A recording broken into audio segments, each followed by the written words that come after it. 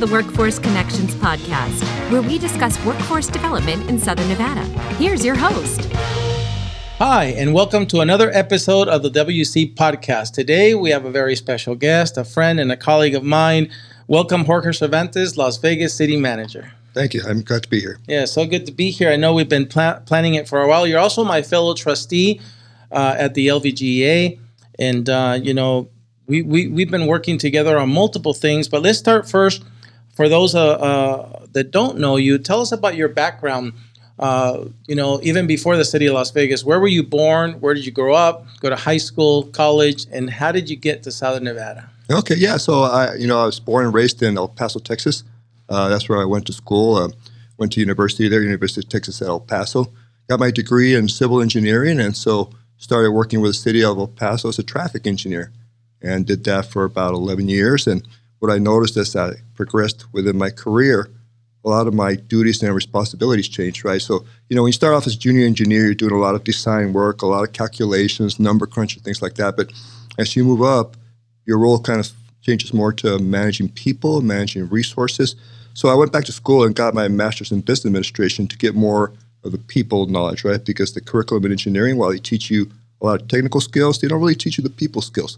And so I felt that was important moving up in my career. So I got my master's there. About 11 years into my career, I get a call from a friend. We used to work together there in El Paso, and he had moved up here about 6 months before, saying, hey, there's great opportunities for engineers up here in Las Vegas. Wow. The city's growing really quick. There's a lot of construction work going on, a lot of need for it. And by the way, there's a job opening in the city.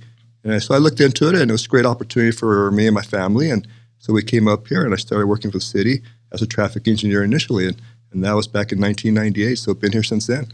How many years in the city? So this will be my 25th year. In September will be my 25th year in the city, working through different jobs there within the city. And for those who don't read the papers, you shared recently, you announced your retirement coming up. After a long years of service, we'll be losing you. Hopefully not altogether physically, because hopefully you'll still be here, but for sure a well-deserved retirement is in your future horizon. Yeah, looking forward to, as I mentioned to our mayor and council, I've got a couple of grandkids, one on the way they'll be due in September, and looking forward to spending some time with them. So I'm hoping to do that once I retire. Two things when you were saying El Paso, I know two things. Every time I go to El Paso, the first place I go to is Chico's Tacos with lots of sauce on top. That's right. And the cheese. And then another thing is, I went there to a game one time and they do a thing, something like that, or is it Pick'em? I can't remember, but it's because they're the miners. The yeah. miners. Miners. Something about Pick'em, they say, right? So yeah, the Newton Miner, the mascot is a miner because it started off as a metallurgical university because of all the ores that are there. And so it's a miner with a pick, right? And so the pick's what they use to bring out the ores with. So yeah, that's their symbol. That's cool. Yeah, I know they also have a baseball team. It's a minor league baseball team, right? Yeah, the El Paso Chihuahuas. The Chihuahuas. Yeah, it used to be when I was there, they were the Diablos, and then they turned over to the Chihuahuas. Yeah, I got to see those two games, which was kind of cool. That's a pretty cool community because it's so close to the border. You can really see the duality of that community, right?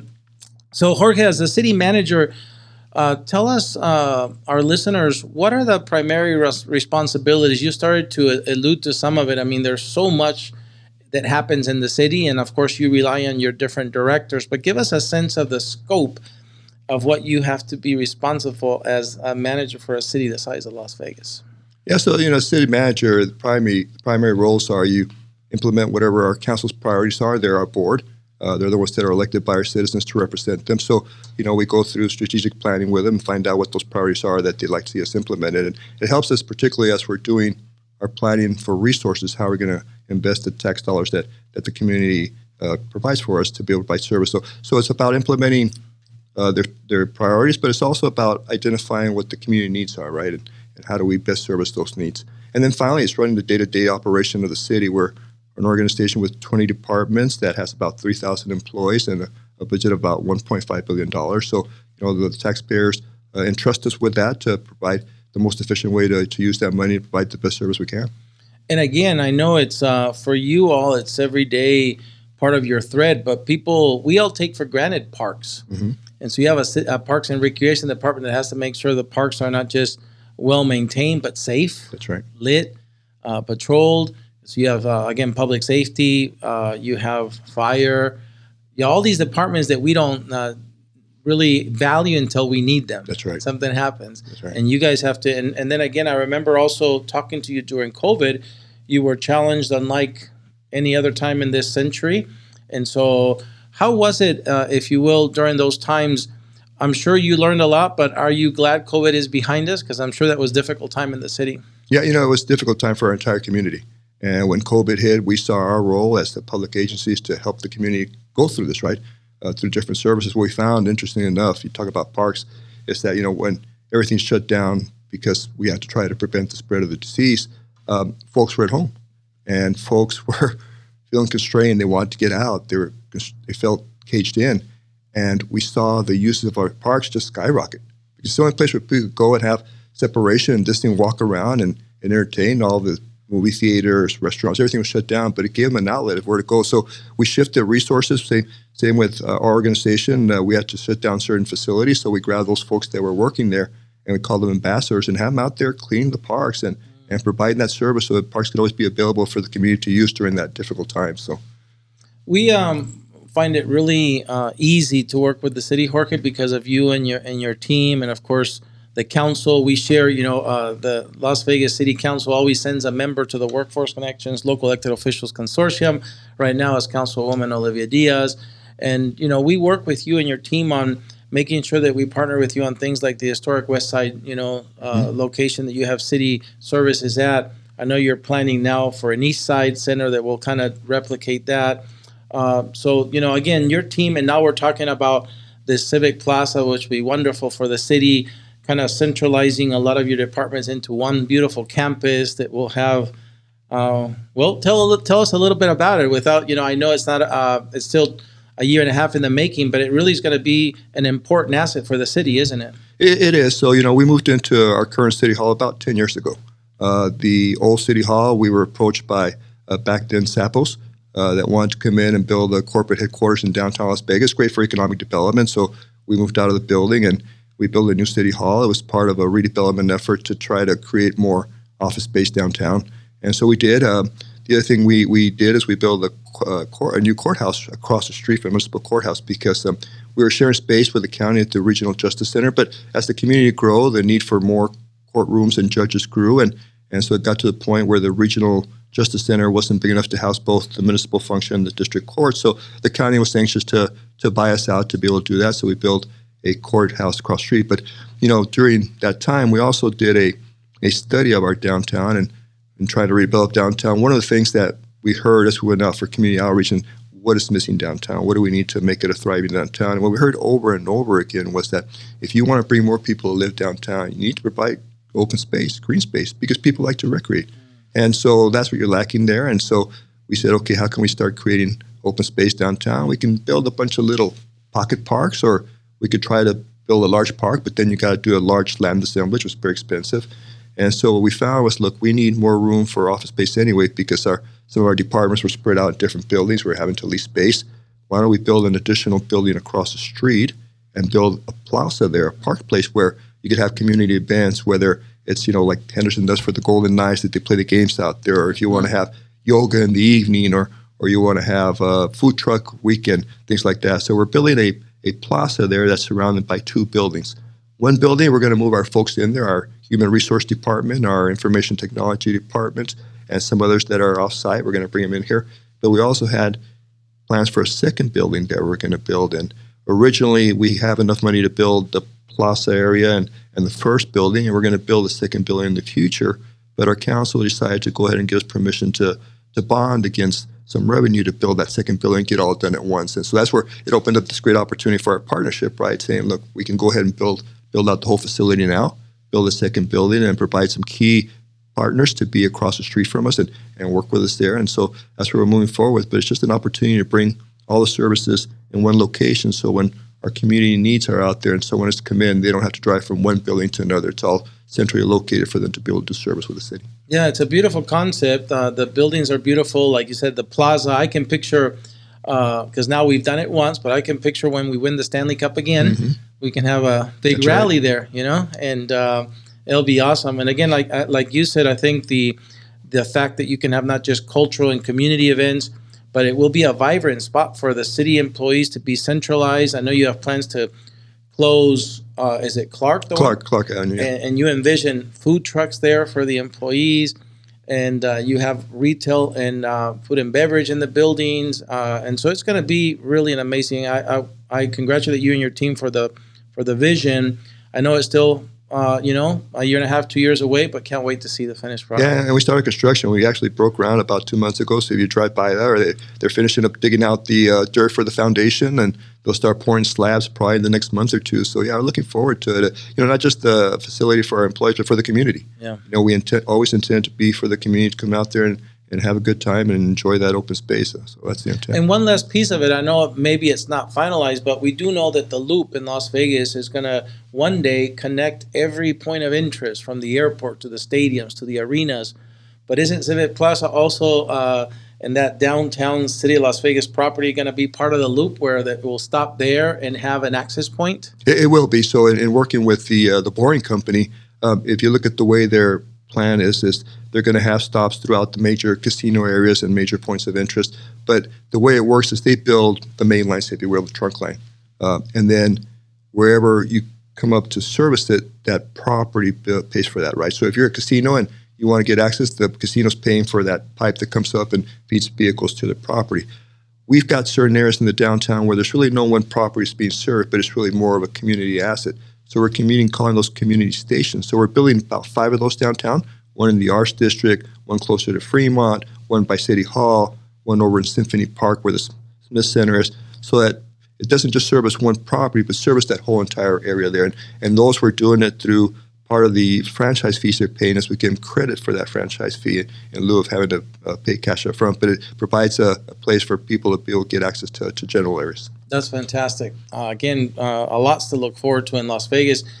And for many years, you were there 26 years. You still have, some days left, but having to face one of the most, the hardest challenges, the pandemic, you were leading the city. We just talked about this amazing project that you have, put to in its path now. It'll be completed after you're gone. But what other significant achievements in your time at the city are you most proud of? Jaime, as I came up through the organization, I've had several positions. One, public works director for many years. And as a public works director, you get an opportunity to build a lot of things, right? A lot of things to service our community, build fire stations to make sure our neighborhoods are safe, build a lot of community centers with pool for the kids to go swimming, build a lot of parks with people to recreate. But, I think the one thing that I think we're the most successful at that we're proud of as an organization was that we've been working with the Arts District for 20 years trying to revive that and try different things. But about 5 years ago, we started investing in a lot of the infrastructure out there, widening sidewalk, putting trees, making it more pedestrian friendly. And we started working on the regulatory side. How do we make it easier for business to open up? So how do we reduce business license fee? How do we move some of the regulations that don't permit this to be as easy for an entrepreneur to open up a business? And we found that to be very successful in the last 5 years. And so I would say a week doesn't go by that we don't have a new restaurant, a new brewery, a new little art shop that opens up. It's been so successful to see that area turn around and be so thriving because, you've got the resort corridor and you've got the Fremont Street experience that kind of caters to the tourists, right? But we need an area for our community, for our local folks to go and hang out. And that's what the Art District's become. I'm out there on the weekends and I see folks from Henderson that are out there with their families recreating, having a good time, enjoying the different facilities out there from all over the community. And so it's something that's really for us locals to really enjoy. Yeah, I really do believe you guys were successful after so many attempts of making that area beautiful, walkable, but also attracting, all sorts of business, including great quality food. The food establishments in that area are just, seems like you can go to a different restaurant every day and not run out of choices. So great job down there. Like I said, a different one opens up, Esther's Kitchen. It's been very successful. It's moving to a bigger space. Yes. We just had over the last month and a half, one of Wolfgang Puck's partner opened up a new restaurant down there, 1228 Main, and great food, great. We're starting to see those. We're starting to see those known chefs come in, and Todd English opened up his place there on Main Street. We're starting to see those great chefs come into the Arts District. And even again, things that Lisa Morris-Hibler from your team also retiring soon. We just heard her announcement. Last time I had a meeting with her, she took me to this place called Taverna, I think. And, I had never been there. It's like every time I turn around, there's a new Something place that goes. The other day with Tammy Malik, and I'm a member of your team, friend of ours, we went to the a farmer's market that is right there in the beginning as that first street curves. I think it's called foraging farmer's market or something. But again, there's gems everywhere. Yeah. Wherever you turn, there's something new happening downtown. And so great job there. Jorge, I know that we don't get to do this in life, but it's fun to think about if we could go back in time, what would we like to do different, right? Because a lot of times there were circumstances that we don't control, or maybe we did do something that after gaining experience, say, wow, I would have done that differently. In your career in Las Vegas, do you wish that, or is there something, if we could rewind time, that you would want to see it happen differently?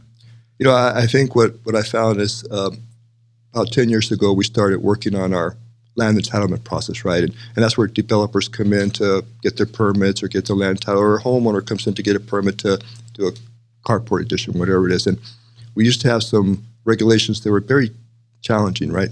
And so we reworked the whole thing to try to make it easier for those type of business to come in. And so between that and working on business licensing regulations to make it easier for business to thrive, it's really helped a lot. And if I could do anything, I would have done that many years earlier, because we saw the benefit that it brought to our community and how it made it easier for those folks that wanted to invest and open their own business. That would be easier. We came up with a deferment for sewer connection fees. So a lot of time, a sewer connection fee is quite expensive. They don't realize that going in. And so we found a way to defer that till we spread over time. So as they get cash flow, they can handle that. And so just some of the regulations that were hindering our ability to really grow faster, we got that out of the way, and we probably should have done that many years ago. That's great. And Jorge, I know, again, we feel grateful to be your partner with the city.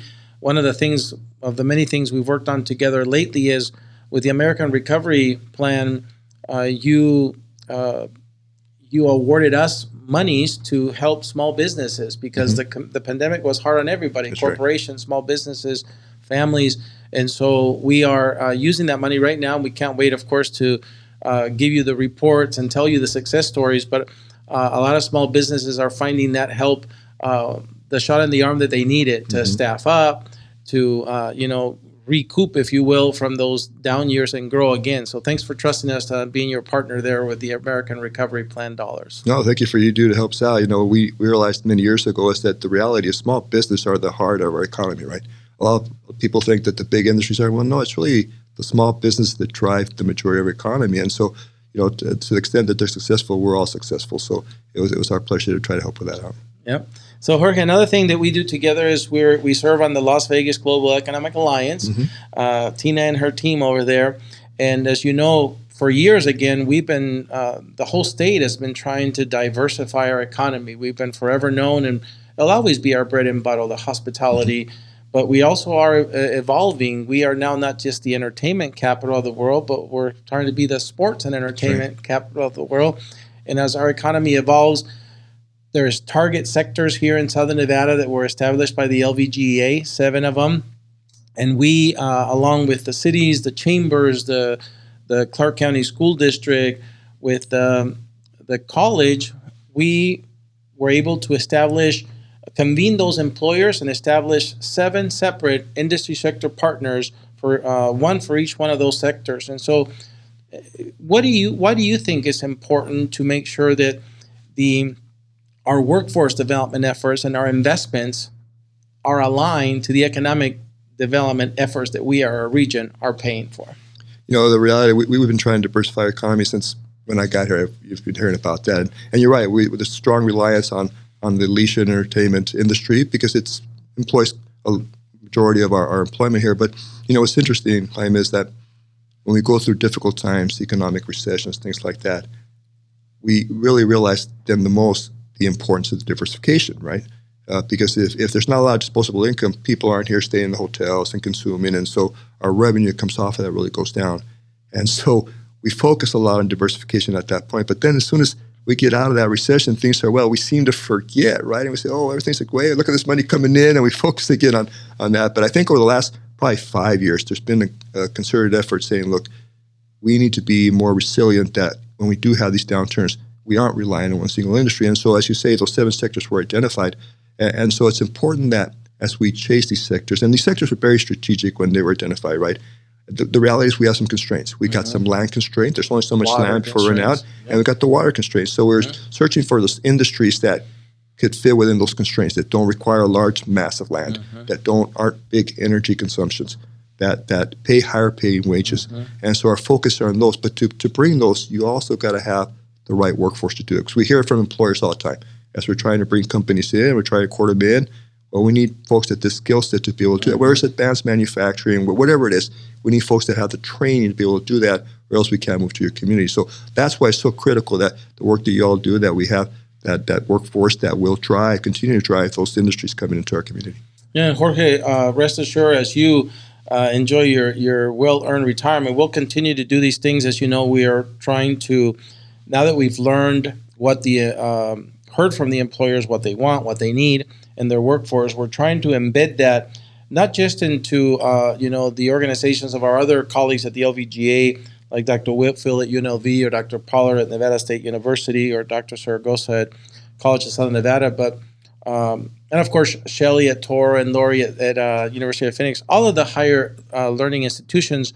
But I think just as importantly, the earliest piece of the pipeline, the K through 12 system, we got to start, I think, exposing young people to all these career opportunities at an earlier age. They used to say it had to be in high school. Then studies said if you don't get them by middle school, they're, But now it's showing with the way that young people communicate and learn things through social media and online, you got to start these conversations in elementary school about careers and opportunities. So rest assured, we'll continue to push that so we can make you proud. Yeah, no, I think you're right. We got to start at a very early age, because the reality, kids now, they're growing up with technology, right? You got 3-4 years old that can program the phone better than we can as adults. Right? They grow up with his hands. So yeah, you got to start them early. And it's funny because that's the age when those little minds are sponges, right? They absorb everything. And so to that extent, we got to start them as soon as we can, getting prepared for the future.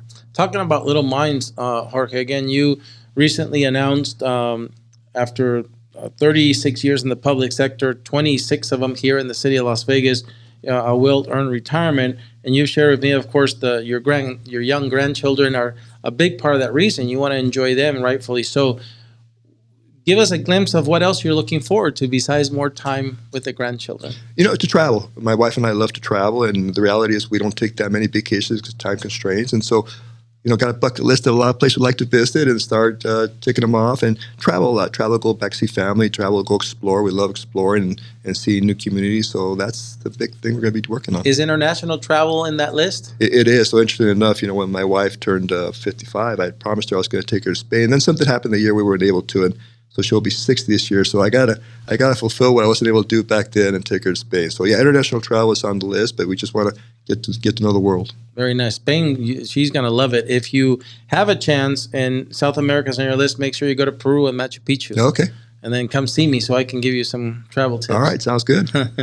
So, Jorge, again, you and I are hopefully an example for young kids of color who grow up in small cities like El Paso or Lima, Peru, but yet can come to a city like Las Vegas and be successful and contribute, right? Because I know you look at your career first and foremost as a contribution. You've really left your mark in the city. It's been a successful career, full of achievements. What advice would you give that young person, that young boy or girl of any color, really, of any city, if they wanted to say, I would love to be a city manager one day? What advice would you give them? So I would say whether it's a city manager or whatever career path they want to follow, go into something you're passionate about. Because if you're passionate about it, you're going to really do your best. But more importantly, you're going to enjoy it, right? A lot of times we'll take a job because of the pay. Oh, this is paying better than that. I'm going to take that job. But you really are miserable. It's not something you really enjoy. And so you get there not wanting to be there. You leave, go home frustrated. It's not worth it. Do something you're passionate about. And if you will, success comes on its own. If you're just passionate about what you do, you're going to do fine. Success will come on its own. So follow your dreams. Great advice. So Jorge, as we near the end of the podcast, I've gotten to ask you obviously all the questions I wanted to. Well, not all of them. I could talk to you for a long time. I've had the privilege to know you, here working together, and I'm gonna miss you a lot. Again, on this daily thing, but as you said, hope that that still after you catch up on your travels and your grandchildren, that we still get to see you in some capacity.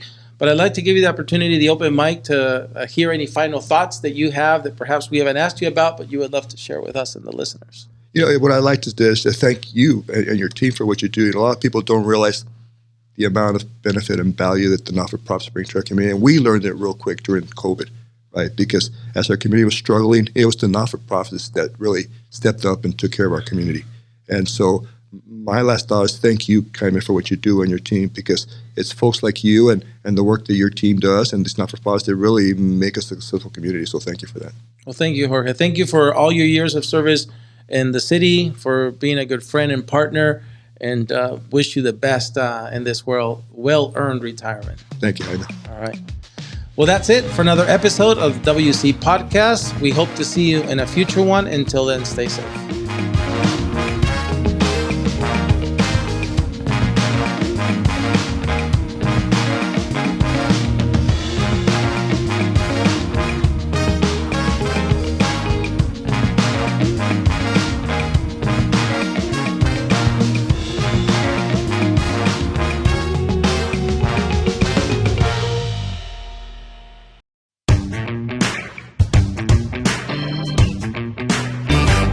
Okay, well, thank you, Jorge, for staying over to do our bonus segment called Against the Wall. Are you ready? I'm ready. The first section is called Your Favorites. I'm going to give you some categories, and you're going to give me your favorite one in that category. Let's start with your favorite food. Probably tacos. Your favorite restaurant.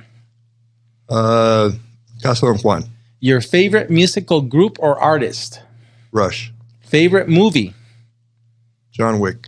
Favorite book. Ooh. Read a lot of magazines, not too many books. All right. Favorite holiday. Christmas. Favorite sports team.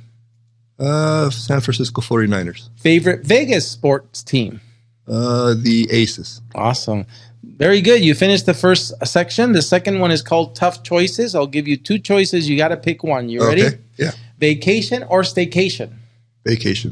Would you rather drive there or fly there? Drive there. Once you get there, would you rather stay in a hotel or an Airbnb? Hotel. Would you rather spend the day by the ocean or hiking in the mountains? Ocean. When you retire, which is not too far away, Jorge, do you see yourself retiring in the city or out in the country somewhere? City. All right. Here's a tough one. Actions or words? Actions. Justice or grace? Grace.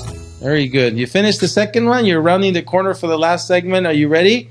Ready. It's called Finish the Sentence. I'm going to give you about 95% of the sentence. You'll finish it for me. If Jorge could visit any place in the world, it would be?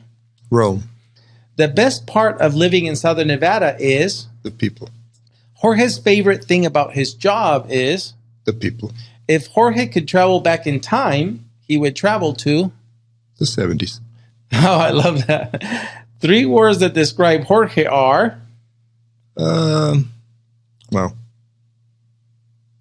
you're going to stop me on that. 3 words. So it'd be thoughtful, analytic, and dependable. Couldn't agree more. And doing the WC podcast here today with us was? Fun. All right. Thank you, Jorge. All right.